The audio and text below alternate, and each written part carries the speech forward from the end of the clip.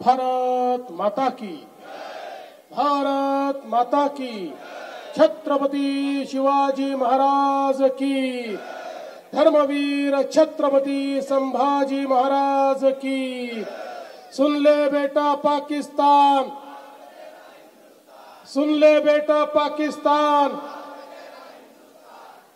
हिंदवी स्वराज्याचे सरसंस्थापक छत्रपती शिवरायांना मानाचा मुजरा करतो। भारतीय राज्यघटनेचे शिल्पकार भारतरत्न डॉक्टर बाबासाहेब आंबेडकर यांना मानवंदना अर्पित करतो। आजच्या कार्यक्रमामध्ये मंचावर उपस्थित असलेले आपले महाराष्ट्राचे अध्यक्ष सन्माननीय चंद्रशेखरजी बावनकुळे, आपले लोकप्रिय आमदार आशिषजी देशमुख, राजूजी पोद्दार, मनोहररावजी कुंभारे, आनंदरावजी राऊत, चरणसिंगजी ठाकूर, सुधीरजी पारवे, अरविंदजी गजबिये, मल्लिकार्जुनजी रेड्डी, राजूजी पारवे, इमेश्वरजी यावलकर, मंदारजी मंगळे, शांतारामजी गावंडे, अशोकजी धोटे, त्याचप्रमाणे या ठिकाणी उपस्थित मुसळेजी, जयंतजी, चौधरी साहेब, फुटाणे, श्रीरामजी डाकरे, नितीनजी गोसावी, कमलेशजी भातकर, सर्वच मंचावरील मान्यवर आणि या ठिकाणी उपस्थित मोठ्या संख्येनं भारतीय सेनेला पाठिंबा देण्याकरता उपस्थित सर्व भगिनी आणि बंधूंनो, आपल्या सर्वांना कल्पना आहे पहलगाम मध्ये पाक प्रशिक्षित आतंकवाद्यांनी ज्या प्रकारे आमच्या 27 बांधवांना त्यांची हत्या केली, अतिशय दुर्दैवी असा क्षण होता।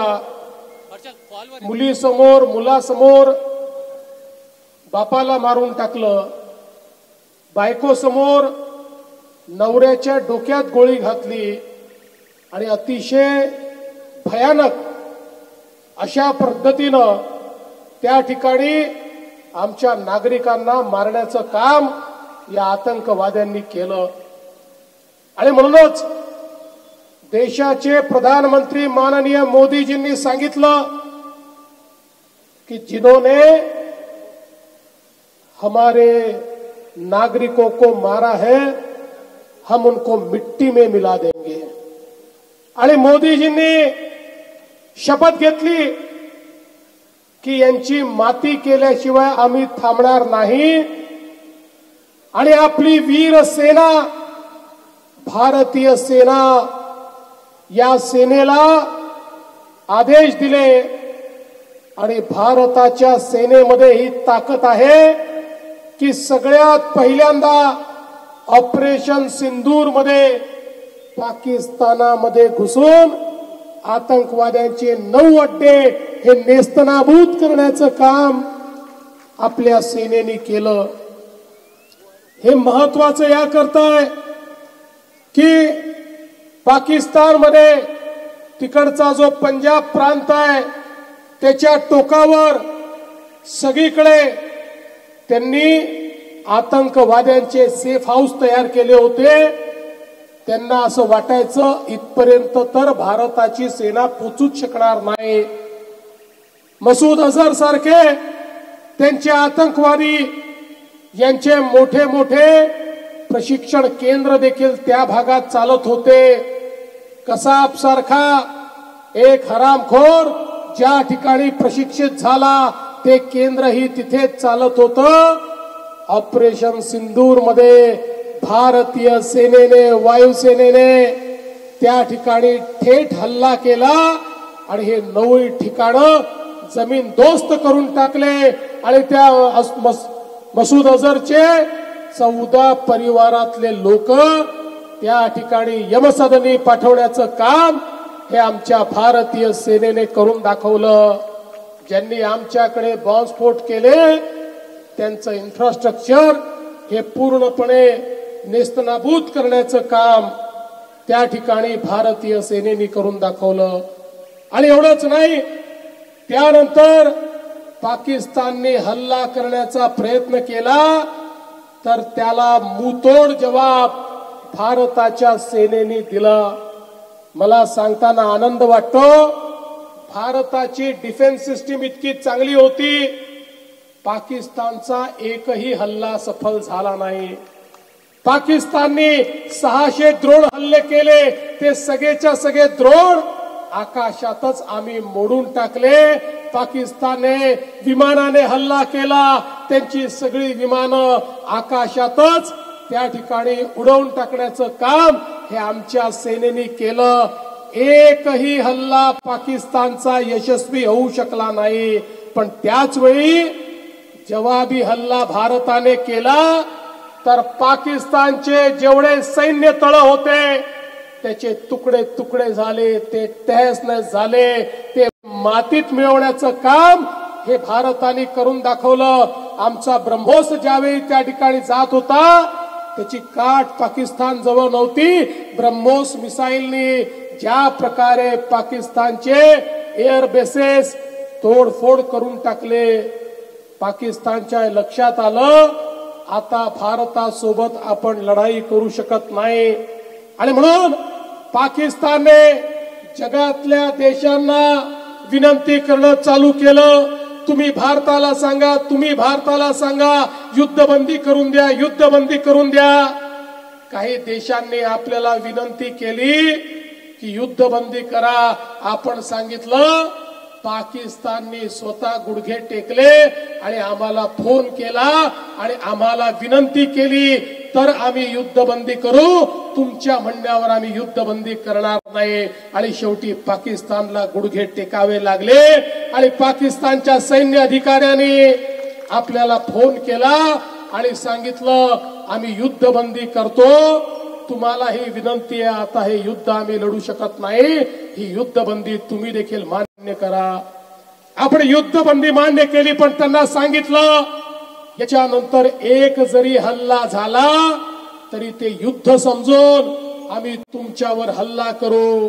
यानंतर कोणीही आतंकवादी गतिविधी केली तर तुम्हाला हे म्हणता येणार नाही फलाण्या संघटनेने केली, ठिकाण्या संघटनेने केली.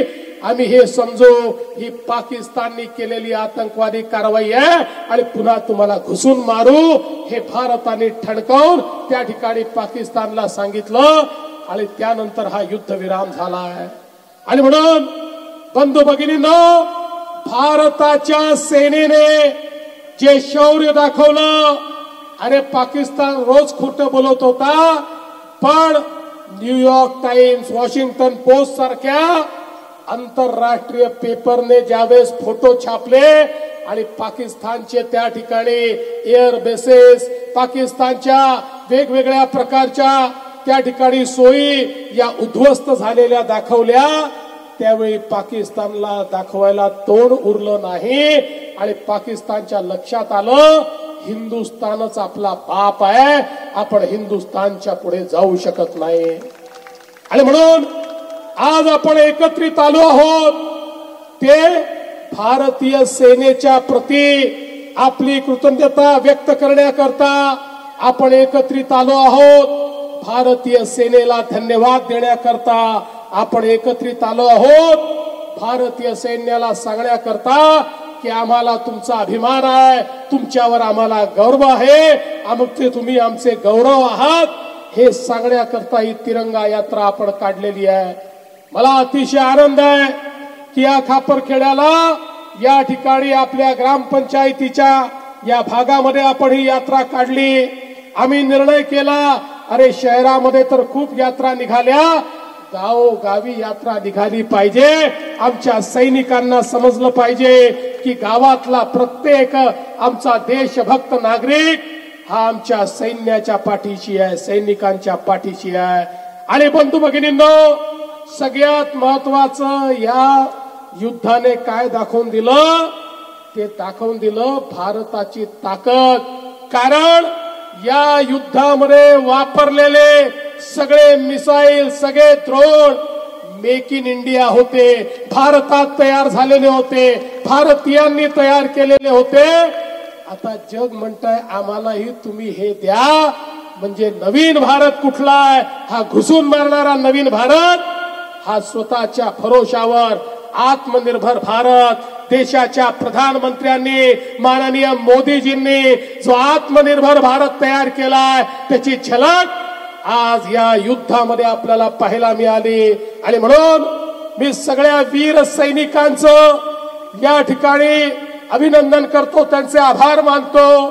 ज्यांना वीरगती प्राप्त झाली त्यांच्या प्रती माझ्या मानवंदना अर्पित करतो।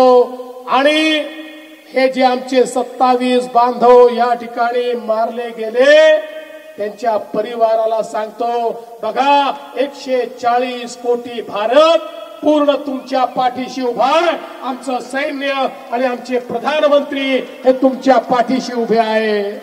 मी पुन्हा एकदा आपल्या सर्वांना ऑपरेशन सिंदूरच्या शुभेच्छा देतो, भारतीय सेनेचे आभार मानतो आणि माझं बोलणं संपवतो। जय हिंद, जय भारत, भारत माता की, भारत माता की, भारत माता की। यानंतर आपण राष्ट्रगीत करूनच संपवणार आहोत। राष्ट्रगीतापर्यंत कोणी आपली जागा सोडणार नाही। एक साथ सावधान होंगे।